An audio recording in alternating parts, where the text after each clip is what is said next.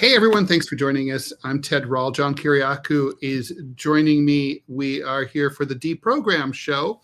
We're going to have something exciting. We're going to figure out regular, normal times to broadcast this live. So for people who like to watch live and participate in the live chat, there will be a predictable time. We will announce that next week, and you'll be able to plan your whole life around us. Quit your job, get a new job. Anyway, it's Thursday, May 22nd, and thanks for joining us. So, John, I think Ted, I've got to interrupt you. Go ahead. I think your sound is not good, and I'm hoping it's not my connection, but it sounds kind of like an accordion playing. Oh, that's not good. That's not good. Now you sound okay. You sound okay to me. Okay, good. Well, let me tell you, we were going to start with this Israeli embassy double murder. It looks like it might be just me. Okay, let me know if my sound cuts out, and I'll figure something out. But anyway, last night, 2 Israeli embassy staff members were murdered outside of a museum I had never heard of, the National Jewish Museum. I've lived in Washington for 43 years. I've never heard of this museum, but that's strange. They were coming out.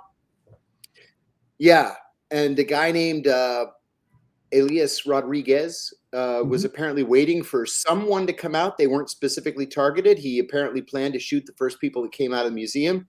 These were 2 Israeli embassy staff members. He killed them both. They were apparently soon to be engaged to be married, and he shouted "Free, free Palestine" as they were taking him away. And just a moment ago, I got a push notification from the New York Times saying that he's been arraigned and charged with first-degree murder ×2. And he shouted in court, "I did it for Palestine. I did it for Gaza." I'll tell you too, Ted, the one thing that has really surprised me about this is reading the comments on the Washington Post article and the comments at Unilad, which is an online kind of light news service. There are no pro-Israeli comments, period. There just are none. People are saying things like thoughts and prayers, or this was 3,000 years in the making, or that's okay because right after they were getting married, they were going to go look for property in the West Bank. It's of course wrong to murder, right? We yell about the Israelis all the time. This is just as wrong, but I understand why it happened. And when I say that, I hope people understand me. I condemn this double killing unreservedly, but I understand why the anger, the fury boiled over. I couldn't agree more. I mean, look, this is not like, if we're trying to emancipate the people of Palestine, this is not the way you do it. Now, I have to admit, I would have different feelings if the victim were a high-ranking IDF general, and I would feel like that was, I would agree, a legitimate target. These are low-level embassy staffers. They're nobodies, and you can certainly argue that nobody should work for the state of Israel. But I mean, really, in the real world, these are what they used to call in World War II the little fish, very little fish, minnows. Yes. And so it doesn't do any good. It feeds into the narrative of Bibi Netanyahu and his government, and it says, who they've been crowing. Here we go. This is the anti-Semitism we've been talking about. There's no evidence whatsoever that Mr. Rodriguez, if he is indeed the killer, is anti-Semitic at all. All we know is that he favors the liberation of Palestine. And it's irresponsible to suggest otherwise. He may well be anti-Semitic, and if so, I'll talk about that. Yeah, we don't know anything about this guy. No, we don't know anything. So, but just last week, John, I wrote my syndicated column was with the headline, "How Zionism causes or encourages anti-Semitism. And to me, this is almost like an illustration of it, right? I mean, Oh yeah, literally, Ted. it's like it literally when if you conflate anti-Semitism and anti-Zionism, and then you operate behind the scenes to like basically have people deported. You have them, their diplomas removed, they're expelled, they're suspended, their lives are ruined, and it seems like, or you have like shadowy campaign donors. Donors to colleges and universities calling behind the scenes and getting campus groups banned and so on. It feeds into these classic anti-Semitic conspiracy theories about like Jewish conspiracies. So it's, it really is dangerous to Jews. I mean, these Zionists are dangerous. They're a menace to Jews, and a lot of Jews get that, and they don't like it. And I mean, and I know quite a few who really don't care for it. And Ted, not the last time I was in New York, which was yesterday when I saw you, but the time before, a few weeks earlier. Yeah, I had lunch with a buddy of mine in some nice restaurant, and there was a table next to us, two elderly women, turned out to be both in their early 80s. They looked much younger, but they were listening to our conversation. And of course, we were talking about Gaza and the West Bank and, these lunatics who are members of the Israeli parliament, or I'm sorry, the Israeli cabinet. And one of them said, "Excuse me, I couldn't help but to overhear your conversation." She said, "We're both Jewish. And what you're talking about is exactly what we fear. We fear that Benjamin Netanyahu and the right-wing extremists that he surrounds himself with are pushing the world into anti-Semitism. It's not that Palestinians are anti-Semitic, which of course they're very Semitic, but that's a whole different conversation." She said that Netanyahu has led the country so far to the right that the rest of the world is turning against it. And it's easy to transition from being anti-Zionist to being anti-Semitic. And that's exactly what they fear. And I said, I have to agree. It would never even occur to me that it would not have occurred to me 20 years ago that we would be in this position where the Israeli government is so right-wing that it might actually lead to its own destruction. Yeah, it's funny, right, that you mentioned that. Like, I remember up until, like you say, about 20 years ago, my take, and I'd been to Israel a number of times, was like, I would come back and I'd say, their government, and back then, was far to the right of where Israeli society was. I felt like, probably half of the Israeli people really wanted to see an independent, free Palestinian sovereign state. Sure. They wanted to live. So they don't have to deal with it anymore. Exactly. But also there were a lot of liberal Israelis who just generally felt like it was the right thing, and it's the fair thing, and it's what needed to happen. And I mean that those people are still there, but there's fewer of them. The government has pulled them to the right. The situation's been radicalized. No doubt, October 7th radicalized the situation more. War makes societies stupid, as we saw after 9/11. So people just become idiots. And it's really frightening. And I wonder at some point, when will this stop? I mean, Netanyahu, he's corrupt. He's on his face. Terrible prime minister. If you only care about the state of Israel and its future, and you want the state of Israel to be successful, Netanyahu is not helping. Got that right. And this is a guy who's been prime minister longer than any other person in the history of Israel, and he has never won more than 27% of the vote. Never. Now that's crazy. Of course, attributed to the fact that Israel has so many political parties and such. But if that is absolutely correct. Who wrote that? Rofi. Thank you for that. That is absolutely correct. AIPAC, just for my own curiosity, Ted, I started doing some research into AIPAC.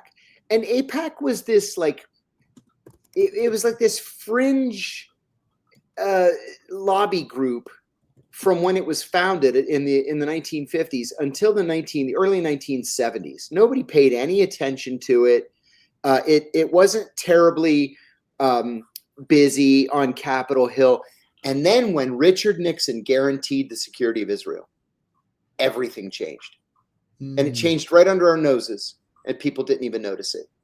I gave a speech at the biggest conservative synagogue in Manhattan back in 2011. Tehereth Jeshurun, it was called. Gigantic place on Park Avenue, no less. And it just happened to be what was called Israel Bond Day. I had never heard of this, but every year, once a year, one Saturday, in every synagogue in America, they sell bonds. And the bonds, they're Israeli government bonds that are used to supplement the funding of the IDF. So in the 30 minutes before my speech, where the rabbi got up and said, "Oh, today's Israel Bond Day. Pull out your checkbooks, everybody. Let's buy some bonds and help the IDF." $500,000 in the 30 minutes that we were waiting for people to finish writing their checks. Wow. $500,000. Okay, this is one synagogue. Now imagine this is happening in every synagogue in America and Canada on the same day. That's crazy. And then on top of that, you've got the billionaires that are financing AIPAC, and then you've got the campaign contributions coming from AIPAC that essentially buy most of America's politicians, at least at the federal level.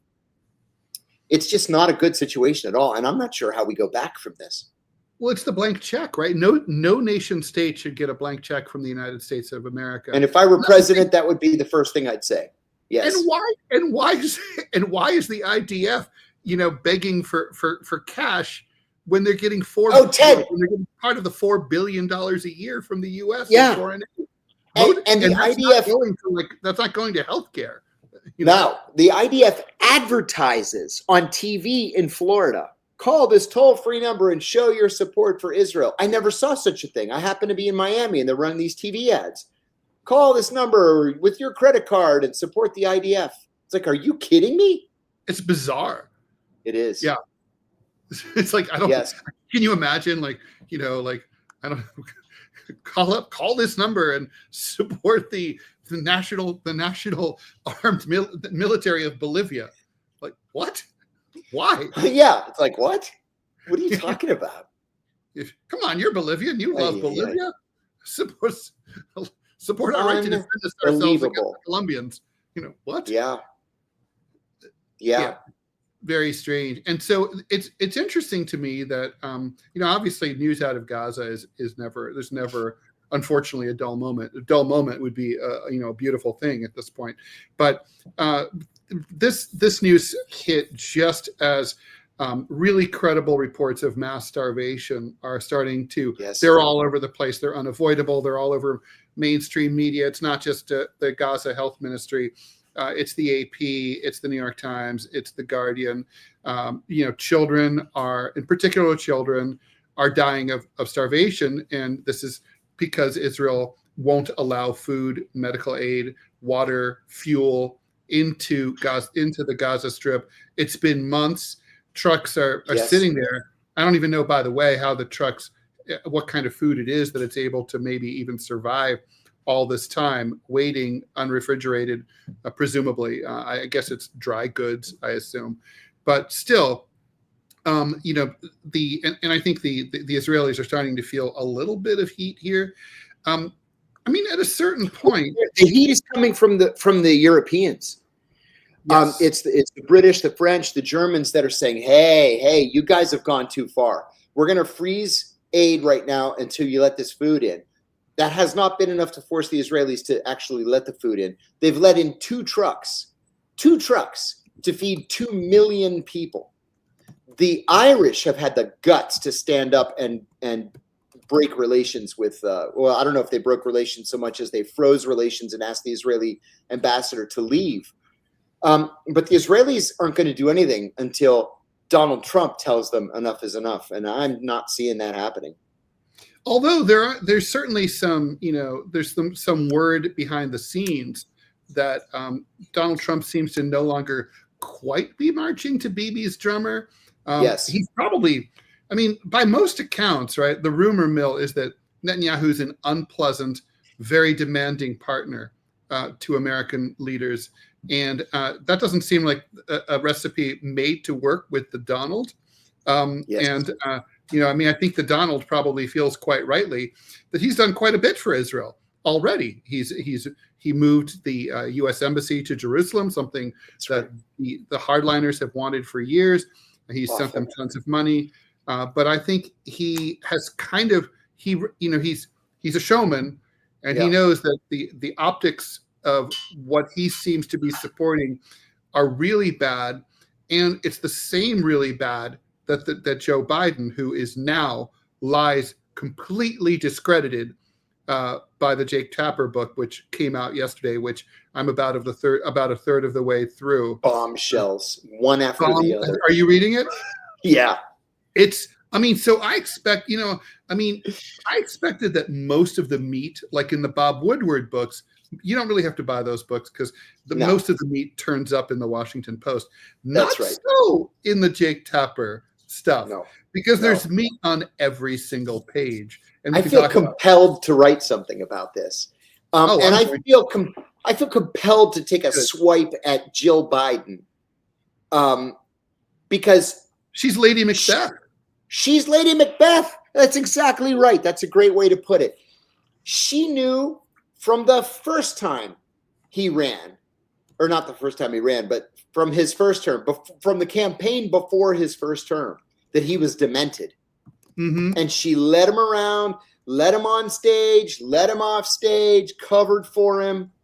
This is like Edith Wilson and Woodrow Wilson all over again. Right. However, it's worse because Woodrow Wilson came into the White House in 1913 sharp. Yes. He didn't leave that way, but right. Ronald Reagan massive stroke. Came in sharp. Ronald Reagan. Sharp guy. Smarter than I gave him credit for at the time, as it turns out. When you read his letters, you're like, oh, actually, he was a very thoughtful guy. But, and it's not right to leave a sitting president in office for a year or two when, his mind is mush. It's not right. But this is a whole different level. This was a cover-up. Yeah. They elected a guy that they knew was already senile. He was already suffering from dementia. From day one of the campaign. According to the Tapper book, his mind blew up when Bo died, 2015. Right. And they ran him 5 years later. So he wasn't better by then, right? Aging doesn't. Oh, no. Of course, obviously, it's not like always a straight line, but it's just. But there was a general downward trajectory. Some of these stories are absolutely stunning. He talks about, for example, 1 week into his presidency, Biden goes to Capitol Hill at the invitation of Nancy Pelosi to talk about the Democratic agenda, and just could not vocalize why he was there. Looking around, smiling at people, and she took over to say, "Well, here's the Biden agenda. This is what we're going to do." He was worthless, useless. The 1 week into his presidency. So we need to blame Joe Biden. We need to blame Nancy Pelosi. We need to blame Kamala Harris. We need to blame whoever it was that happened to be head of the DNC. They all were part of this conspiracy to cover up for him. And then he had the unmitigated gall to run for re-election. It's unbelievable, right? And behind the scenes, right? Everybody knew better. So there's this group of 5, cronies whom are described as the Politburo by Jake Tapper in the book, who are basically these insiders that you've never heard of, who are basically campaign advisors and staff. And they basically they've been running the country now. I assumed it was like, I really thought it was Tony Blinken was running the country. Yeah. Turns out he really wasn't. It turns out, Lloyd Austin, there's a reason why Lloyd Austin thought he could go AWOL because I thought the nobody same needed thing. him. Who's he going to tell? It's a no-show job, like in The Sopranos. It's like, I mean, right. none of them were talking to the president, and nobody needed to talk to the president because the president really wasn't the president. He was only around from like 10 to 4 by all accounts. If something had happened, that famous ad, there's a phone in the White House. There's a crisis at 3:00 in the morning. Who's going to pick up that phone? Not Joe Biden. Do we wake the president? If it was after 5 p.m., he wasn't picking up that phone. Couldn't pick up that phone. It'd be scary if he picked up that phone. And all these like things that we thought were just gaffes, like, we'll go to war over Taiwan. No, it turns out he was. Yeah, it's like, wait, what? Bonkers. He literally didn't know the policy. He's literally addled. I mean, I guess it's in some ways, it's the ultimate. The wisdom of the founding fathers is exhibited by the fact that the country didn't burn to the ground over the last 4 years, and here we are still talking. So I guess it's a great system. It's president proof. I kind of said that about Trump's first term too. But like now, this is unparalleled in terms of political scandals. Not only I'm going to say, I don't think there's ever been anything close in the last 250 years. I don't know that any other, you can look at many other countries that have had something like this. I think you have to go to like ancient Rome with the emperor who turned his horse into a god. You have to find that level of corruption and insanity. I don't think there were thoughts that Brezhnev wasn't really all that great by the late 70s. It wasn't like this. I mean, no way. And besides, they had a Politburo that they admitted to. Right. Okay, yeah. The general secretary's addled. That's okay because we have these 12 guys around him that are going to run the country. We don't have it here. In this book, also in this book are admissions that the cabinet members would go a year without ever seeing the president. No meetings, no nothing. He just wouldn't see his cabinet members. He probably wouldn't have even known many of his cabinet members. Yeah, apparently that's a recurring theme in the book, right? Where he meets people whom he's known for years. And I don't think he has that disease where you don't recognize faces. He's just was suffering from dementia. You and I were talking. Go ahead. I'm sorry to interrupt you. You and I were talking a couple of days ago about the George Clooney op-ed in the New York Times, and I remember when we were still on Sputnik saying, why would George Clooney, of all people, write an op-ed for the New York Times now on this issue? Well, now we have an answer because Biden flew out to California for this major fundraiser, like the biggest fundraiser in the history of the Democratic Party. And he didn't have the foggiest idea who George Clooney was. And he's known Clooney for years. And Clooney was one of his primary fundraisers. No idea who he was. And finally, one of the aides said, "Oh, Mr. President, you remember George." And Biden says, "Thanks for your support, George." Like, no, he doesn't have any freaking idea who this guy is. That's just raised $10 million for him in one night. And no idea.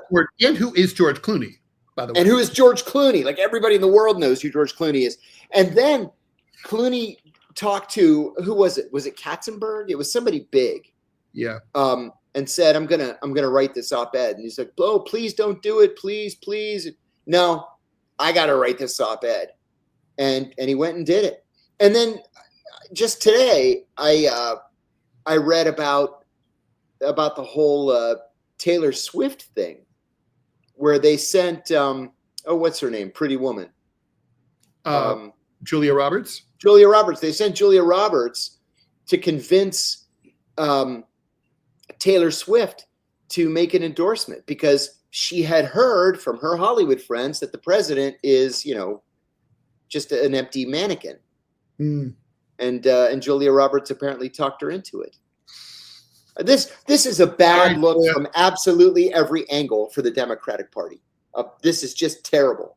They tried to pull one over the eyes of the American people. And why would any voter trust you now when you tried to do something like this? And so what's interesting to me too is in reading the book, Tapper, he repeatedly keeps coming back to the polls that show that the public just wasn't on board. None of this worked, right? That's why Biden lost, or why he would have lost, and how Harris lost. And it's fascinating to me that even though they propagandized, they had control, so much control of so much influence. Nevertheless, the American people sat in their living rooms in, wherever, and they looked at the TV and they're like, I'm not buying what you're selling. That guy is too old and he's out of it and he can't do it. And I'm not going to vote for him. And just the answer is no.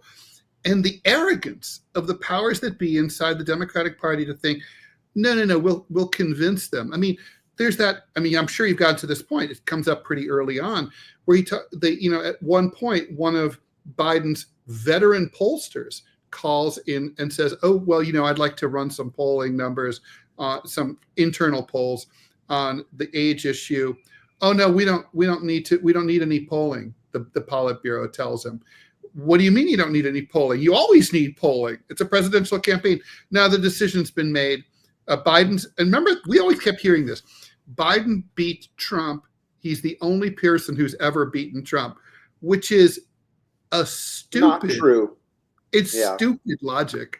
I mean, Bernie Sanders probably would have beaten Trump by more. Sure. And it's like any number of other candidates might have beaten Trump. And, it's just sort of like, it's like, and so what? I mean, yeah, exactly. I mean, you could go back to the last time we had a situation like this, which were, these Grover Cleveland, the Grover Cleveland's in, Grover Cleveland's out, Grover Cleveland comes back. And, there's these rematches with Benjamin Harrison. One time it goes Benjamin Harrison's way, but the next time it doesn't go Benjamin Harrison's way, right? So it's like, it's like big deal. I mean, that's like, you would think that like in this day of big data, right? Most money in political campaigns gets spent on data, not on ads. And so in this age, you would just think that like, okay, we need numbers, we need facts, we need to respond to facts. These guys around Biden and the Democratic Party, it was like a religion. It was like a religious cult. It was blind faith. It was not real. They just, they were out to lunch. How could we, and now we're, it's hilarious. They spent the last 4 years talking about Trump and how bad Trump was while Biden was president. And I would say, but Trump's not the president. Let's talk about Biden. Well, now it's like that this has happened. They're saying, well, Biden's not the president. Let's talk about Trump. Yeah. You just want to talk. It's maddening because they're still insulting the intelligence of the American people. They are. And they might be more convincing if Biden had ever stood for something. Like for example, Biden was always one of these middle of the road guys. He may early on have been kind of racist. He was against integration through busing. He was the primary author of the terrible criminal justice bill of the 1990s. If he was, a Democratic version of Ronald Reagan, or if he was a John Kennedy figure who actually stood for something, right, and people could rally around him, and he inspired passion. All right, then maybe I could see, for old time's sake, we're going to cover up for Joe. Yeah, but he was none of those things. None of them. That's really I remember. Well said, right? They covered up for FDR too, right? They covered up for FDR. Sure. Yes. Exactly. FDR was a god. People had his portrait up in their homes. They thought that my grandparents did. I used to see them in garage sales when I was a kid. People thought that he had saved them from dying of starvation. He created the New Deal, the social safety net as we know it. And so, like, if he's getting a little long of the tooth and he's going to violate, like, the gentleman's agreement that we only serve 2 terms, well, there is Hitler and Tojo to consider, right? That's right. I mean, I get that. Let the man finish the job. Yeah, let him finish the job. And then in 1944, okay, he kicked months later, right? So they should not have. But still, and the war was pretty much won by that point. But, they didn't know what they were going to do. What, we're going to let Henry Wallace be president? So right, exactly. So, I mean, one of my heroes. I love him. I get that, though. I get it. Look, I mean, that's the other thing, right? That Joe Biden, as national grandpa, he was always an asshole. I mean, always, from when he was young. Yes. From when he was a young man, he was an asshole. Day one. And like the sympathy for him, I mean, it's like, okay, well, he's had tragedies in his life. No question. If you live long enough, a friend of mine said everybody has tragedies in their life. And that's right. And it's like, I don't make light of what's happened to him, but that doesn't get him off the hook for any of this. And I don't understand the sympathy for him.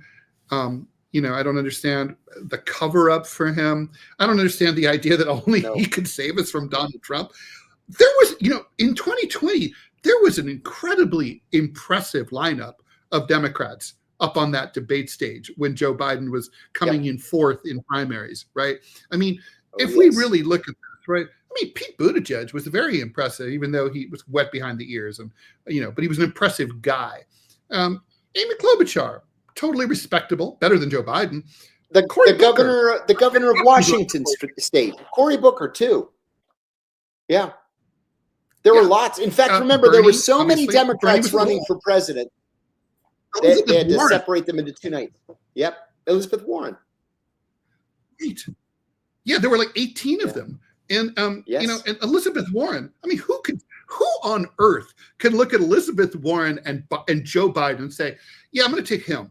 Like, what on earth are you thinking? She was as fast asleep. She was smarter than he was wide awake. I mean, it's completely, it's inconceivable. I mean, it must be maddening for people like her.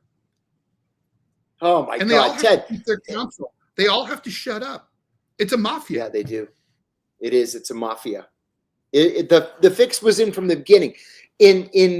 During the 2020 campaign, when Brian Becker and I still had our show, I know I've said this before, but it's even more appropriate now.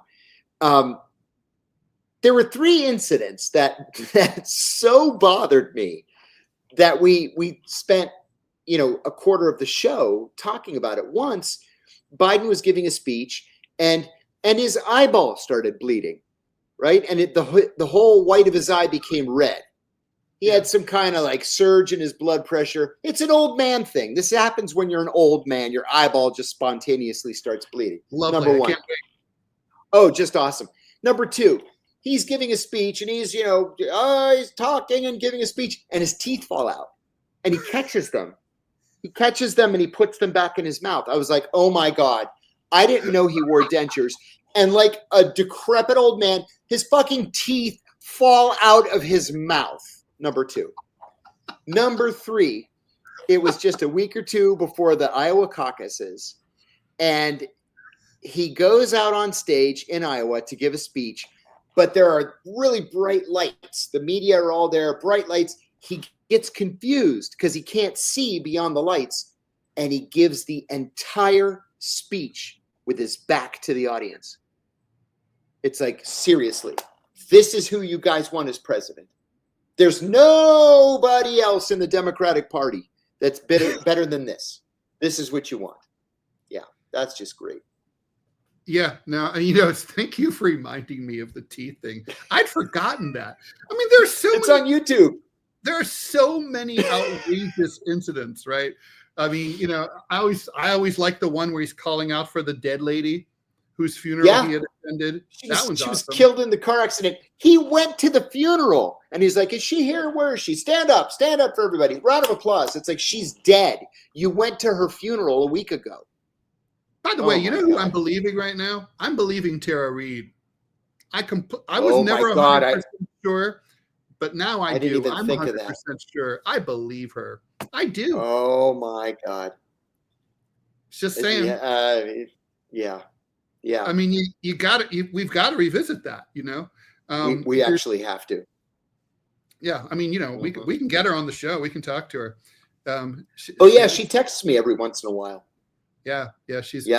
Tara Reid, for those of you who don't remember, Tara Reid was an intern in Joe Biden's Senate office. And she said that he got handsy with her one day. In the stairwell. Yeah, in the stairwell. Nobody believed her. She ended up, her word, not my word, she ended up defecting to Russia. Yeah. And you can't really defect to Russia anymore, but okay. No. And then like 4 months after she defected to Russia, she went back to Oregon to go to her daughter's wedding and then went back to Russia again. She was defecting to the Pacific Northwest then. She was undefecting. Yeah. Yeah. Yeah. This is a good question. We have a question from Road Beef. When I was with the agency, did I ever write or see a cable about another world leader in a similar, let's say, condition as Biden finds himself? No, never. That's a great question. There was a situation immediately after the Iraqi invasion of Kuwait where the Emir of Kuwait had a nervous breakdown. But that wasn't dementia. His country, he'd been overthrown, his country was invaded, and he just cracked. So, other than that, Robert Mugabe was super old. He was like 90 Zimbabwe. Something years old. Yeah. Yeah. He was quirky, right? Yes. By the end, super quirky. Yeah, he was. But he was kind of Biden-y a little bit. I don't know. Yeah. Yeah. Muammar Gaddafi, the last few years, maybe he had a lot of pressure. Yeah. How about like Suharto? He became quite murderous toward the end. Right. I don't know. Right. That's a great question. Duterte, not in my experience. Duterte's a lunatic. Duterte is a lunatic. And I'm very glad that he's in the dock at The Hague right now where he belongs. That is where he belongs. 100%. Yeah. So, I mean, I'm looking, I can't stop reading this book. It's just, it's a page turner. It is a page turner. And if you've been following this thing, it's like sort of like every time I pick it up, I'm like, I can see clearly now the rain is gone. I always had a pretty good sense, but it's like, there's so much. And it's like, okay. So we're not all insane. So I get it now. You guys were gaslighting us. And this is, by the way, what gaslighting is. Gaslighting has come to mean, just lying. Like, my girlfriend gaslit me and she said she was going to the store, but she was going on a date with another guy. That's not gaslighting. That's just lying. Gaslighting is where you are trying to pretend, gaslighting is where you try to make someone insane and question their own sanity. Where it's like you break into their house, you move all their lamps to the other side of the room, and you make it look like no one was ever broke in. That's gaslighting. Right. It's kind of stupid, actually. Right. I'm not sure it ever works. But I heard that back in the Cold War, the KGB, did you ever hear stuff about this? Like the KGB used to do stuff like that. Like they would break into like an American journalist's, I heard the Israelis do it now to American diplomats. What do they do? Rearrange the furniture, take shits in all your toilets. They do. It's so incredible. They're real assholes. Like, how weak would your sanity have to be in order to start questioning? Like, I'm pretty sure that's not my shit. You would know someone's been in there. Yeah, but that's what they want. They want you to freak out. Yeah. Wow. Well, someone's saying, by the way, that she didn't use the word defect. The media did. Okay. So, okay. We'll see. All right. So there's a lot here. There's more. There's also the big beautiful bill, which is. Did you know it's actually called legally? I did not know that. I did not know that until yesterday. The big beautiful bill Act. Yeah, the big bill. What a stupid name. Okay, so Donald Trump never ceases to surprise, but it's like, the country feels, I mean, it's not just him. It just feels like we're becoming so infantilized. And I do feel like it's both parties who are doing it to us. And the media is going along with it. And it's like, it's every detail. It's sort of like how on every station, they all copy the Fox News, gerund approach. Like, bearing down on the East Coast, a storm, with winds sweeping the city. Like Superstorm Sandy. This is a beef I have. Superstorm is not a meteorological term. It was Hurricane Sandy, period. Right. It was a hurricane. Yes, it was damaging. Lots of hurricanes are damaging. But what makes it a superstorm? What is the measure? I hate that. Storm of, but it's the same idea. Superstorm. Like it's like a blaxploitation film. Somebody mentions Forsen Sebastian. Thomas Massey is the only Republican with a spine. Amen to that. I've mentioned a couple times. He's a friend of a friend, and we've gone to a half a dozen ball games together. He is a delightful guy to go to a ball game with. Delightful, and he always brings like junior aides with him who can't afford to go to a ball game and sit in a decent seat. Cool. He's a really good guy. And he's the only one who's he's a true believer. Like he believes that he has thought through these issues and that his position is right and that you've got to be consistent. You can't just go with the political winds one way or the other. And if this is what he believes, then that's what it's going to be. And I have deep respect for that. Deep respect. Yeah, no, and to tell you the truth, don't fault that. I cannot think of many Democrats that I could say that about. I would say that about Jim McGovern from Massachusetts, because by God, he's been pro Snowden and pro Assange from the very beginning. But he's pretty much the only Democrat I would say that about. Massey and McGovern, the two of them. Yeah. All right. Before I have something I want to ask you about that we talked about before the show. But first, there was just a viewer question from Abdullah Alatar. So, what do you think of the plans of Israel's plan for Gaza, which is basically to push most of the population, if not all of the population, to a tiny part of the strip, not coincidentally along the border wall with Egypt. Yeah. Here we go again. Yeah. Right? Oh, what a coincidence. To, like the spring of 2024. That's right. And they want to, and then meanwhile, the IDF is to occupy the rest indefinitely while they continue to, I assume, detonate and demolish all the buildings. What do you think the demolitions are all about? I mean, I've been curious about that. Like, why not just, if you have a building that survived, even if you plan to seize the strip, why not keep it? Yeah, I think it's all about punishment. We should point out too that what the Israelis are planning is the very definition of genocide. Genocide doesn't have to be just murder of a people. Forcible relocation of an entire people is also a definition of genocide in international law. And so the fact that not just the United States, but most of the Western world is willing to sit back and let the Israelis commit a genocide, it's unacceptable. Like I said a few minutes ago, only the Irish, of all people, the Irish have the balls to stand up to the Israelis and say, this is wrong and we're not going to let you do it, or we're going to do our part to stop you from doing it. Nobody else has the guts to do that. They ought to, because the genocide is unfolding right before our very eyes. Has been for a long time. Yeah. And so I think that the Israelis believe that they can get away with it because the United States isn't going to stop them. And the British and the French and the others have said, well, if you continue doing this, then we are going to have to give serious consideration to issuing a very strongly worded letter.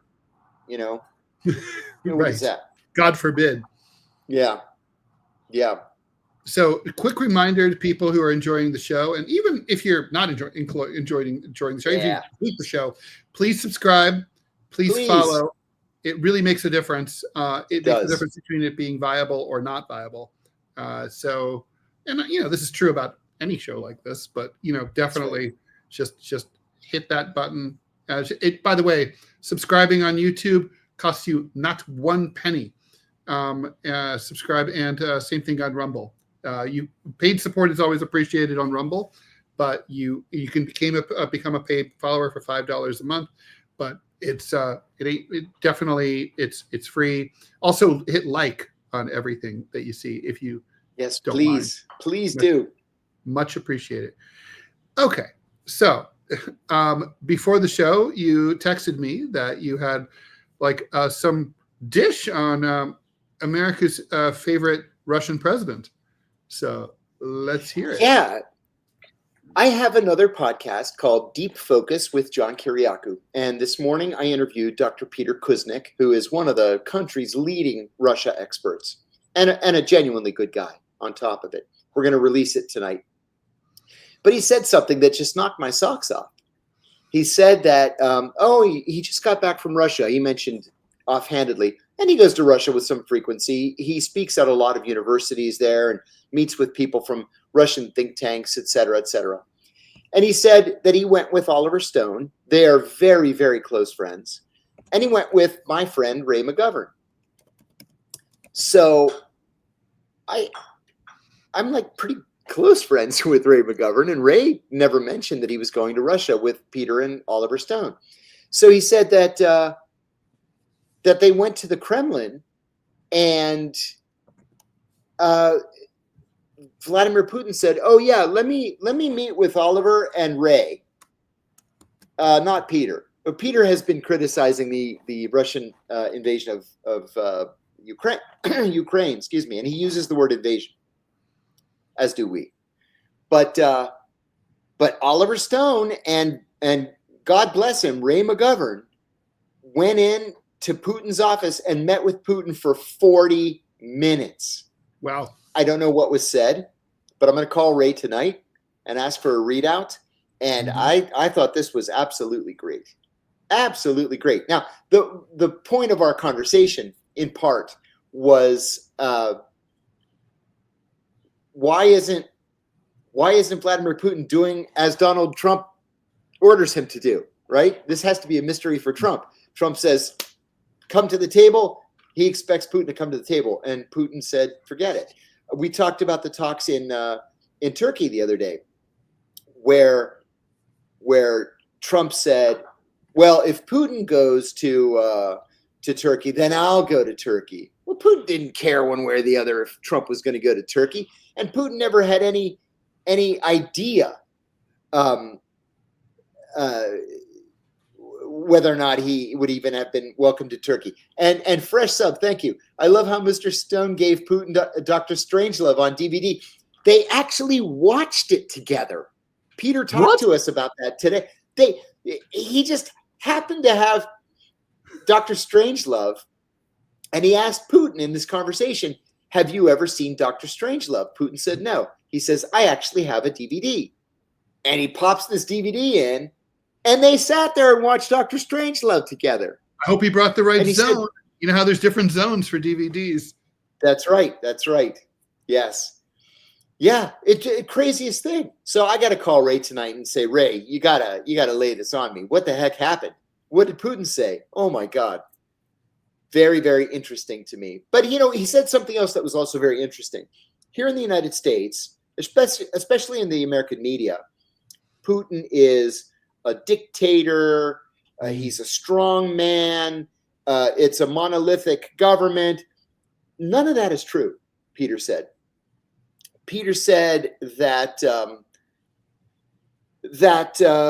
there are insiders to both the right and the left of Putin. There are hawks and there are doves, and he has the same kind of balancing act as any American president would have.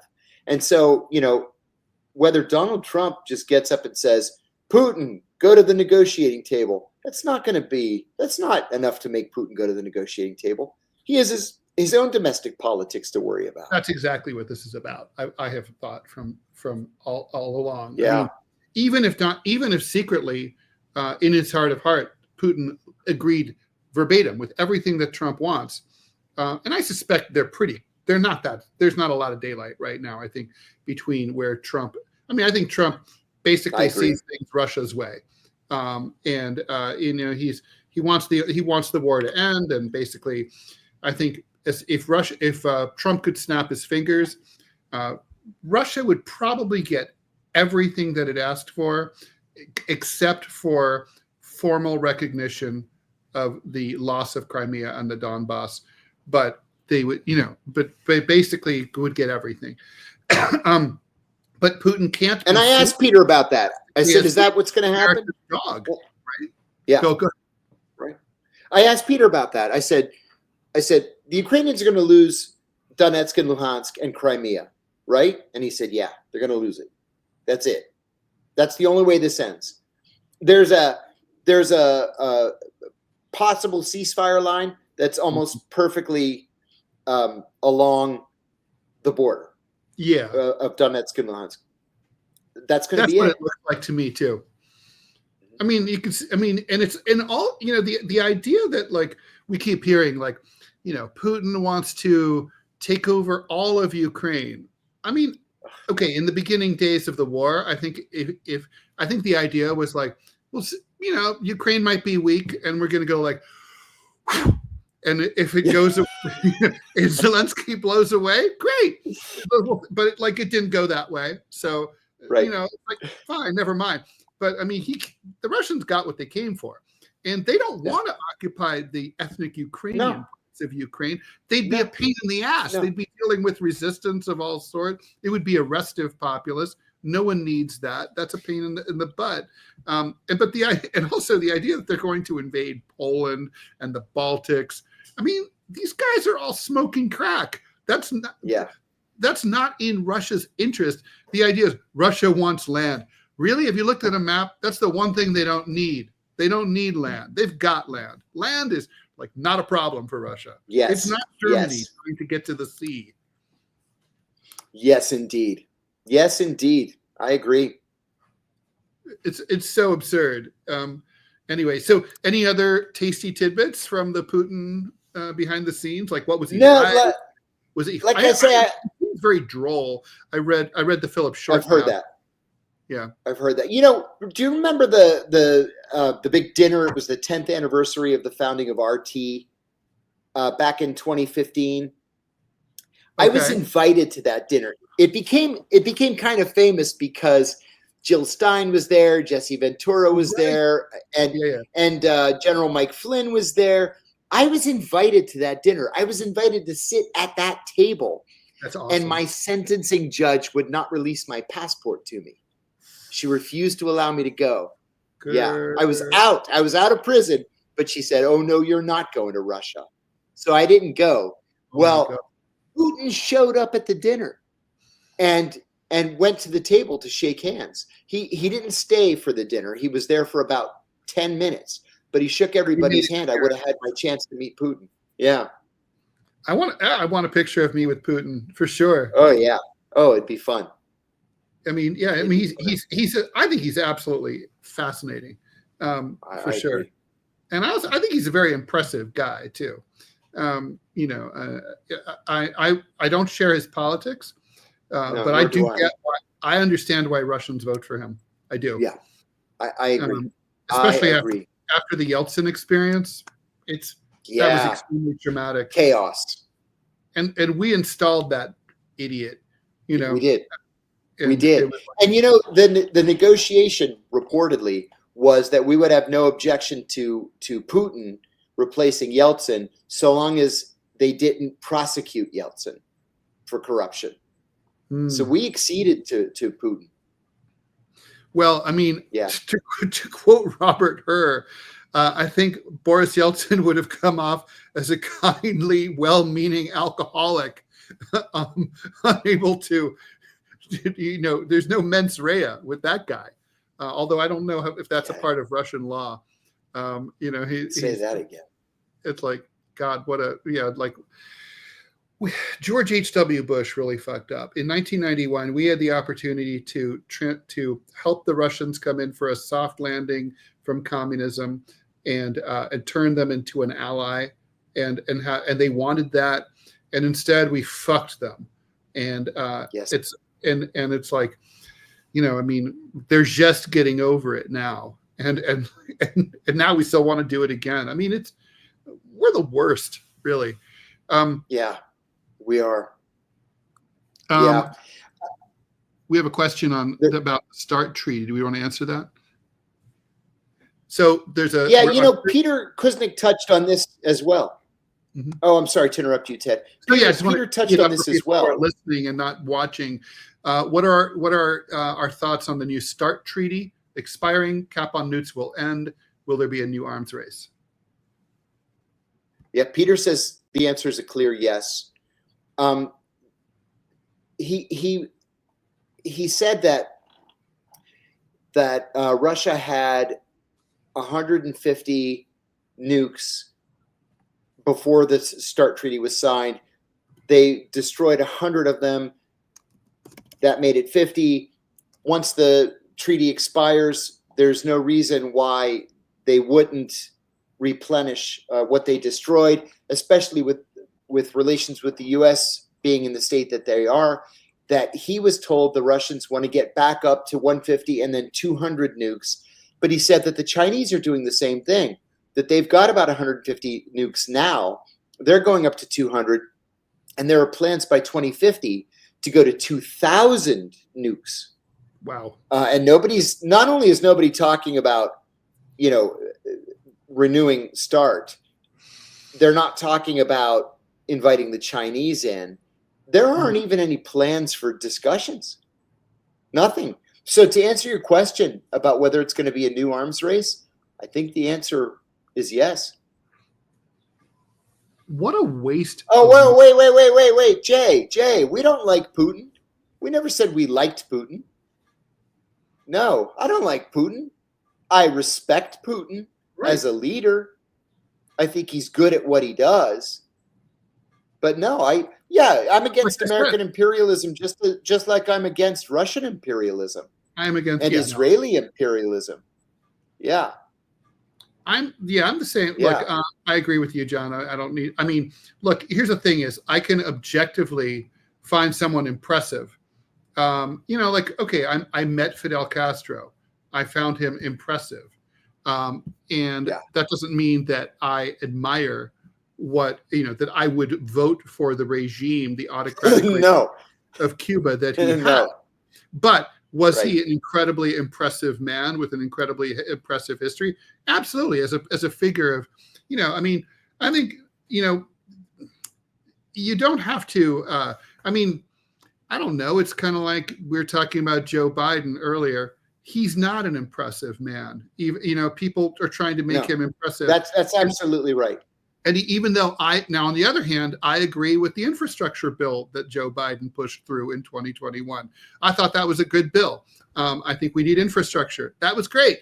I can agree with something that he did and still say he's a mediocre intellect. He's a bad person, and he was really not an impressive guy at all, way, shape, or form.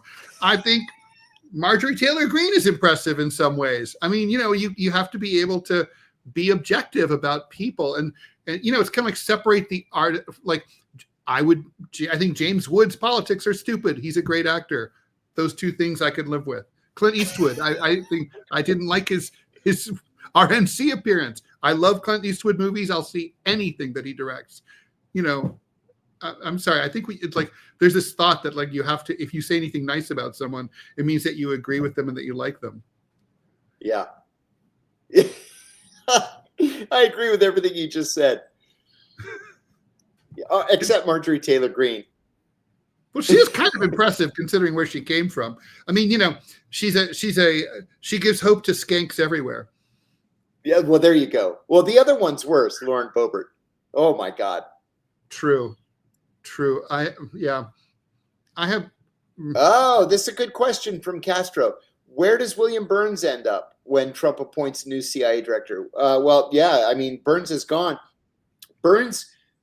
I wrote an op-ed when Burns was named CIA director saying this was the best possible choice for CIA director because you need an adult in the room to smack these guys down and tell them no when they want to do something stupid. And Burns not only was a career ambassador, having been ambassador to 4, 5, 6 places, he was also the Deputy Secretary of State, which is the official that runs the day-to-day operations of the State Department. My guess is that Bill Burns is going to get a gigantic book advance, and he's going to end up on the board of some think tank here in Washington and live happily ever after. I think in terms of a career, it's probably over. I think he's going to enjoy his retirement. He's got to be, I'm 60, so he's got to be 70, 72 maybe. Oh, I got to put this one up. All right, yeah, so I agree with you. Yeah, all right, let's. So one of our posters says, "Hey, John, I'm a local embassy staffer. Let us know if either of you want to speak more regarding the event." Yeah. So absolutely, yes. Drop us a line. You can contact me through my website, rall.com/contact. John, I don't know if you have a way to be reached that way. Yeah, you know what? My email address is no secret. I think it's even in my on my website. It's easy. It's jkiriakou@me.com. So thank you for that. Thank you for that. We'll look forward to hearing from you. And if you're lying to us, we will kill you. I know. Because after all, we've been lying to you now for 5 years about Joe Biden. No more. So, oh my God, this is so fun. This is like Open Mic Friday. Do we see China invading Taiwan in the next 4 years? Well, John, you're the expert here. I'm going to say no friggin' way. What do you think? Yeah, I'm going to say no. And I don't want to give the Chinese too much credit, but the Chinese really don't have an imperialist history besides Tibet. They've fought a couple of border skirmishes with the Indians over the years. They fought a border skirmish with the Vietnamese back in the 70s, but they really are not quick to use military action. I will say that there were reports last week when 5 Indian jets were shot down that it was not the Pakistani Air Force that did it, that they were actually Chinese pilots. I don't know if that's true or not. I doubt that. But I can't see a war on Taiwan. It's just there's no upside to it. There really isn't. It could lead to world war, and it's just not worth the trouble. Sean Ryan canceled me 2 weeks ago. I was getting ready to fly to Nashville to do it. Yeah, and his producer said that I'm just not important enough. Sorry. Oh well, that can happen. Oh, yeah. I want to know the answer to this question. Any spooky DARPA experiences for people who don't know what that is? That's what is it? The Defense Advanced Research Project. Yeah. Something. Agency. Yeah. So that's like the high tech, cool like gadgets and stuff. Oh yeah. Everything that's futuristic. To tell you the truth, DARPA and what DARPA does is so highly classified that almost none of us at the CIA were cleared to know any of it. So I had literally zero interaction with DARPA. Nothing. At the CIA, most of the cool spy gadgetry that we used, we just bought off the internet. Is it true? I read at one point that someone that there was, God, what was that store? There was a chain store that sort of sold spy-y type gadgets. You know what I'm talking about? Oh, there was the spy shop. Yeah, well, there were a half a dozen of them. And much of it was just from Radio Shack. We would just go buy the parts at Radio Shack and put stuff together. That's hilarious. Yeah. You know why? Because it's so much cheaper just to buy it than it is to reinvent the wheel. Like in Pakistan, I used more spy gadgets in my 6 months in Pakistan than I used in the rest of my entire career combined. And all of it but one gadget we purchased online. There was one that we made, and it took about 2 days to put it together. So you're saying it's not like the Bond films, like, hey James, we have something Unfortunately, you'll no. really like. Yeah, and it's something that you really like, but we didn't have any of that, unfortunately. I told this story a couple of times where on my first day at the CIA at lunch, all of us met our new bosses, and our bosses took us to lunch. And the CIA has a couple of interior courtyards. And I happen to glance out the window, and I see this robot mowing the lawn. And I said, hey, that robot's mowing the lawn. And my boss said, yeah, we invent a lot of things here. And that's one of the things. They're not exactly sure what to do with it. They developed this technology, but they don't know what to do. So it's just mowing the lawn. Like 5 years later, the Roomba is released. And that was the robot that I saw mowing the lawn. They just converted it into a vacuum cleaner and called it the Roomba, and they licensed the technology. That's awesome. Yesterday, I saw an interview with Elon Musk where he was saying that he expects there to be humanoid and robots, androids, that will be within the next few years. The demand, he said, will be off the charts, and you will walk down the street within the next 5 years, and you'll see one walking down the street, and you'll be like, "Who's that non-dude dude?" Or "What's that non-dude dude?" People, but you know how people are. They're going to want to have sex with them, and if you can't, if you're going to spend that kind of money on a robot, you're going to want to have sex with it, and if you can't, then nobody's going to want to spend that kind of money. There's a great movie about that, by the way. Highly recommend. It's called Companion. It's currently out. I forget which streaming service, maybe either Max or Netflix, but it's one of those. Anyway, highly recommended.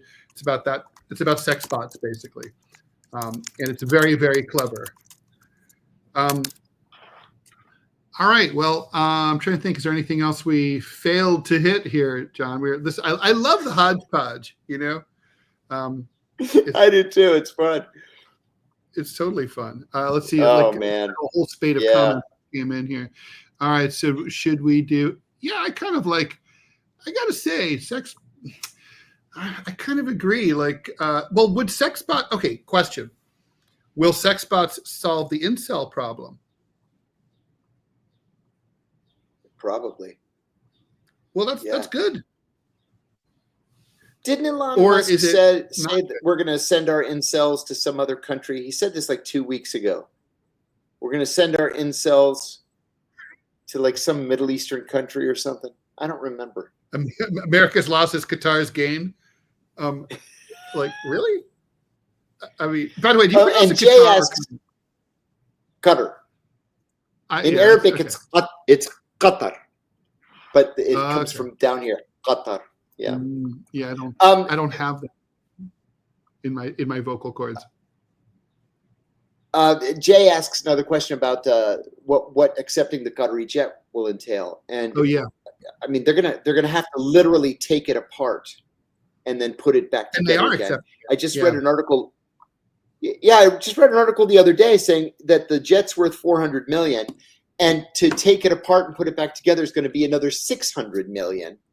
So is it really worth it? Reminds me of the 1966 Barracuda that I bought for $4,000 and put $25,000 into it. Not really the best buy, although it was a great car. It's really cool car. Yeah, it had the biggest piece of glass ever put into an American sedan. Wow. Good for and it was not a slow car by any means. It had a 340 V8. It was you could outrace pretty much anything. All right. So, and then I guess, should we feel, I got to ask you this. Do you believe for 1 minute that Joe Biden just found out that he has cancer? Oh, come on. An 82-year-old man not getting a prostate exam since 2014? Come on. Whoever his doctor was should lose his license if what they're telling us is true. I don't believe for a second it's true. Well, also he's the president, right? No. I mean, the president is automatically, sir, it's time to go to Walter Reed for your annual physical, and the PSA test is part of that workup, right? Always, nothing extra is required. Exactly. They draw blood and they just send a little bit of it over to the PSA people, right? So, and we know that they did it for Trump in 2017, 18, 19, and 20. So they stopped doing it in 2021. Like, we don't need that. Right. Like magic. Hold the Mayo. Hold the PSA test. I don't buy it for a second. Nope. Don't buy it. No, and what would their defense be? Would their defense be like, okay, we lied to you about everything else, but he really didn't. We're telling the truth about his PSA levels. Come on. No way. That's the problem. And it is true. I should say that someone else is putting up that, and the Dilbert guy has it as well. Yeah, Scott Adams, who I know, a friend of mine. Adams, yeah. And I worked with him at United Media. I was his editor, and seriously, it's horrible. And of course, the thing is, we're in such an environment. I have to admit, Scott's a troll and he's a prankster. And I wouldn't put it past him for this to all turn out to be like a lie. I mean, like I had friends that, like, we've talked about, like, how the Pulitzers have gotten totally woke, like you have to be, a trans Native American, this and that to win. And I was like, I need to claim that I've transitioned. And we literally were plotting how to do that. And like, I wouldn't change anything. I'd just be the same guy. But I'm like, now you have to call me Tadina or whatever, and just to see if, like, as a prank, to expose their stupidity. But it probably wouldn't land, and trans people would be mad at me. I'd be the new J.K. Rowling. No one needs that. Right. But without her money. So, Oh my God. So here we go. This is hilarious. I just hope POTUS Joe is going to be okay. Y'all ain't cool like that. I don't know. I mean, would I care if Hitler got cancer? Not really. I mean, I'm not going to pretend false sympathy for a person who is a very bad person. I mean, look, I'm against cancer. I hope cancer goes away. Yeah. Cancer should stop bugging the human race, including Joe Biden. But, I mean, he's a guy who literally laughed his ass off for 2 years of genocide in Gaza. I mean, of course, maybe he wasn't. Maybe he didn't really know. But but he's always like a militant Zionist. That goes way back. Oh, yeah. He's always been an ardent Zionist. Yes. So, Yep. All right, I think we're probably gotta wrap it up here. Let people be. Yeah. Thanks for joining us, everybody. Really appreciate it. Please. Thanks for joining us. And a reminder: if you're just joining us, little housekeeping. Please subscribe. Please follow. Please like. Please send to your socials. Please tell all your friends. Please tell your mom, your dad, your cat, your dog. Appreciate it. And I have a new book out. What's Left. Please buy it. Really actually, it's selling pretty well for a book about the radical left. So, excellent. People seem to be enjoying it. So we'll be back soon. We'll let you know. Good. Watch the socials. Bye, everyone. Bye-bye.